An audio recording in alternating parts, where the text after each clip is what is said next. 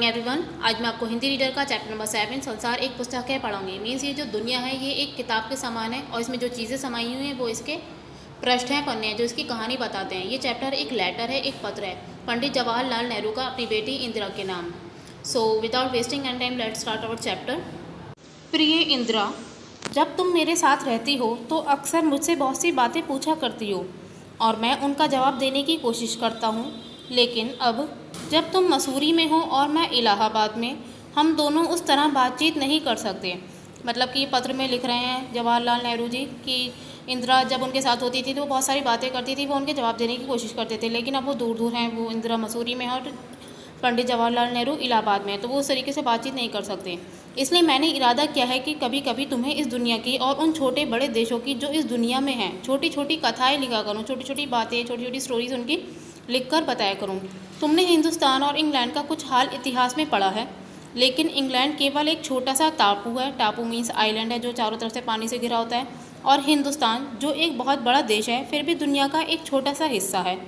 अगर तुम्हें इस दुनिया का कुछ हाल जानने का शौक़ है तो तुम्हें सब देशों का और उन सब जातियों का जो इसमें बसी हुई हैं ध्यान रखना पड़ेगा, केवल उस एक छोटे से देश का नहीं जिसमें तुम पैदा हुई हो। तो मतलब जवाहरलाल नेहरू जी कह रहे हैं इंदिरा से कि अगर तुम इस दुनिया का हाल जानना चाहती हो, दुनिया के बारे में जानना चाहती हो, तो तुम्हें सब देशों को जानना पड़ेगा और जो जो इस जगह पर इन देशों में जातियाँ रहती हैं उन सबको जानना पड़ेगा। सिर्फ उस देश के बारे में नहीं जानना होगा कि जिसमें तुम रहती हो, वरना तुम अपनी दुनिया को नहीं जान पाओगी। दुनिया को जानने के लिए इसमें बसी हुई सब जातियों को, सब देशों को जानना होगा। मुझे मालूम है कि इन छोटे छोटे खतों में बहुत थोड़ी सी बातें ही बतला सकता हूँ, लेकिन मुझे आशा है कि इन छोटी छोटी बातों को भी तुम शौक़ से पढ़ोगी और समझोगी कि दुनिया एक है और दूसरे लोग जो इसमें आबाद हैं, जो इसमें बसे हैं, हमारे भाई बहन हैं। जब तुम बड़ी हो जाओगी तो तुम दुनिया और उसके आदमियों का हाल मोटी मोटी किताबों में पढ़ोगी। उसमें तुम्हें आनंद मिलेगा, मज़ा आएगा, उतना किसी कहानी या उपन्यास में भी ना मिला होगा। मतलब जितना मज़ा आएगा तुम्हें मोटी मोटी किताबें पढ़कर, लोगों का हाल जान के, उतना तुम्हें किसी और चीज़ में मज़ा नहीं आएगा जितना तुम्हें बड़े होकर उन सब चीज़ों को पढ़ने में आएगा। ये तो तुम जानती ही हो कि ये धरती लाखों करोड़ों साल पुरानी है। ये जो दुनिया है ये लाखों करोड़ों साल पुरानी है और बहुत दिनों तक इस पर कोई आदमी ना था। आदमियों से पहले सिर्फ जानवर थे, जानवरों से पहले एक ऐसा भी समय था जब धरती पर कोई जानदार चीज़ ना थी। मतलब पहले सिर्फ कोई आदमी नहीं था, आदमियों से पहले सिर्फ जानवर थे, और जानवरों से पहले भी एक समय था जब धरती पर कोई जानदार चीज़ नहीं थी, कोई लिविंग थिंग नहीं थी। आज ये दुनिया हर तरह के जानवरों और आदमियों से भरी हुई है। आज ये दुनिया है हर तरीके के जानदार से, हर आदमी से, जानवरों से भरी पड़ी है। उस ज़माने का ख्याल करना भी मुश्किल है जब यहाँ कुछ ना था। उस समय ऐसा था जब यह धरती बेहद गर्म थी और इस पर कोई जानदार चीज़ नहीं रह सकती। कुछ बहुत सामान्य पहले जब बहुत धरती नई नई बनी थी, यहाँ पर कोई जानदार चीज़ नहीं थी, तो बहुत ज़्यादा गर्म थी, कोई जानदार चीज़ यहाँ नहीं रह सकती थी। अगर हम पहाड़ों और जानवरों की पुरानी हड्डियों को ध्यान से देखें तो हमें खुद मालूम होगा कि ऐसा समय ज़रूर रहा होगा। अगर हम जानवरों को और पहाड़ों को ध्यान से देखें तो हमें खुद मालूम हो जाएगा कि हाँ, ऐसा समय ज़रूर रहा होगा कि जब यहाँ कोई जानदार चीज़ नहीं थी और जब धरती बहुत गर्म थी। तुम इतिहास किताबों में ही पढ़ सकती हो, लेकिन उस ज़माने में तो आदमी पैदा ही नहीं हुआ था। किताबें कौन लिखता? तब हमें उस ज़माने की बातें कैसे मालूम हो? ये तो नहीं हो सकता कि हम बैठे बैठे हर बात सोच निकालें। यह बड़े मज़े की बात होती, क्योंकि हम जो चीज़ चाहते सोच लेते और सुंदर परियों की कहानियाँ गढ़ लेते। लेकिन जो कहानी किसी बात को देखे बिना ही गढ़ ली जाती है वह ठीक कैसे हो सकती है? लेकिन खुशी की बात यह है कि उस पुराने ज़माने की लिखी हुई किताबें ना होने पर भी कुछ ऐसी चीज़ें हैं जिनसे हम उतनी ही बातें मालूम होती हैं, जिनसे हमें उतनी ही बातें मालूम होती हैं जितनी किसी किताब से होती हैं। मतलब पुरानी ऐसी चीज़ें हैं जिनसे हमें ऐसी बातें मालूम होती हैं जितनी हमें किसी किताब से होती हैं। पुराने ज़माने में तो कोई था भी नहीं कि कौन किताबें लिखता, और हम ऐसा भी नहीं कि बैठे बैठे सोच लें हाँ ऐसा हुआ था, ऐसा हुआ था, ऐसा भी बिल्कुल ठीक नहीं है। ये पहाड़, समुद्र, सितारे, नदियाँ, जंगल, जानवरों की पुरानी हड्डियाँ और इस तरह की दूसरी चीज़ें हैं जिनसे हमें दुनिया का पुराना हाल मालूम हो सकता है। मतलब ये जो पहाड़ हैं, समुद्र हैं, सितारे हैं, नदियाँ हैं, जंगल हैं, जानवर हैं, उनकी पुरानी हड्डियों से हमें हर तरह की जानकारी मिल सकती है जो हमें दूसरी चीज़ों से मालूम होती है। हम दुनिया का पुराना हाल इन चीज़ों से मालूम कर सकते हैं।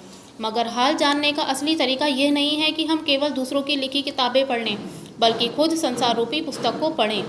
लेकिन इसका सही हाल जानने का ये तरीका नहीं है कि हम दूसरों की किताबें ही पढ़ें, लेकिन ये जो संसार रूपी पुस्तक है, ये एक संसार जो है, दुनिया जो है एक किताब के समान है, तो हमें इसे पढ़ना होगा। हमें ये संसार रूपी किताब को खुद समझना होगा।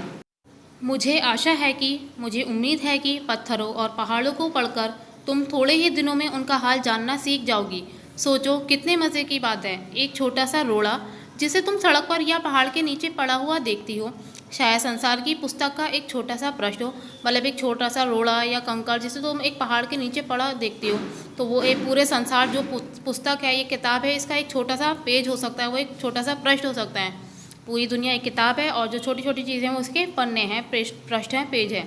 शायद उससे तुम्हें कोई नई बात मालूम हो जाए। शर्त है कि तुम्हें उसे पढ़ना आता हो। लेकिन ये जो चीज़ें हैं, इन चीज़ों से हो सकता है तुम्हें कुछ मालूम हो जाए, लेकिन सिर्फ शर्त यह है कि तुम्हें उन चीज़ों को पढ़ना आता हो।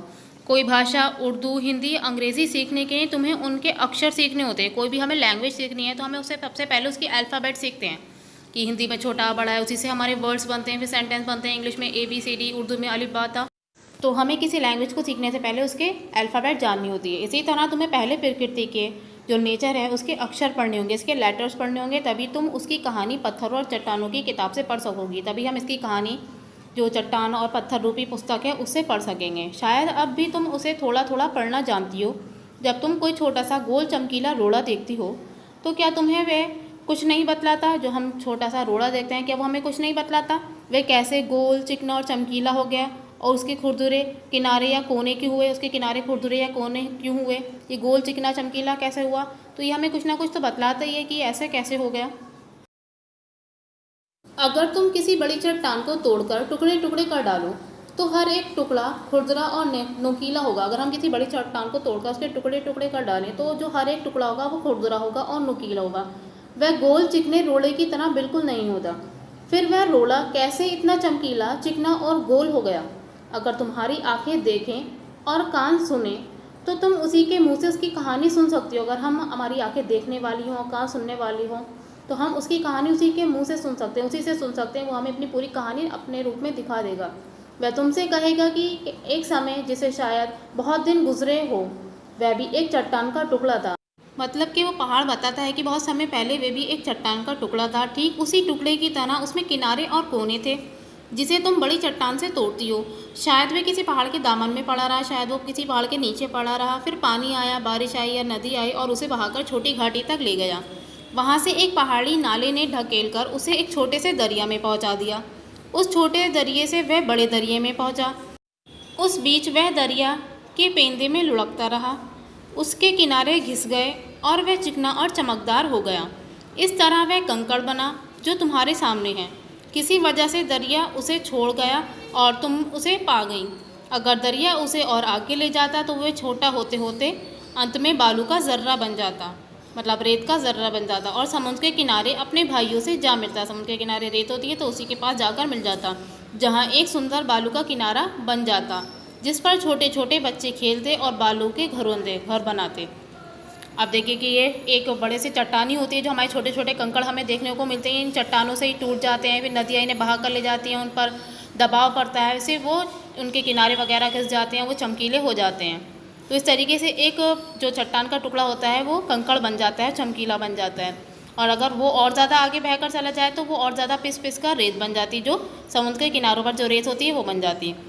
अगर एक छोटा सा रोड़ा तुम्हें इतनी बात बता सकता है तो पहाड़ों और दूसरी चीज़ों से जो हमारे चारों तरफ हैं हमें और कितनी बातें मालूम हो सकती हैं।